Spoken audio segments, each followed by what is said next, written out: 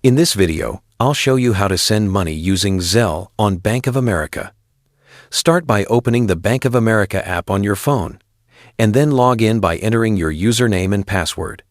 Once you're logged in, you'll see your main homepage with your accounts and recent activity. At the bottom of the screen, there are several options you can choose from, and you'll want to tap on the second one labeled Transfer to Zelle. After tapping that option, you'll be taken to the full transfer menu, where you can move money between accounts or use Zelle to send and receive payments. Since we're sending money, tap on the Send option. The app will now display your list of contacts who are eligible to receive money through Zelle.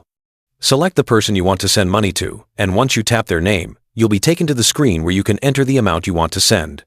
Go ahead and type in the amount, making sure it's exactly what you want to transfer. Beneath that, you'll see an optional message field. You can add a note for the recipient if you want, but it's completely optional, so you can skip it if you prefer.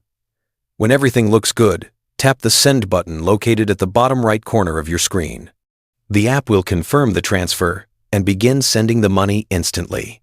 Most Zelle transfers go through within minutes, especially if both accounts are already enrolled. And that's how to send money using Zelle on Bank of America.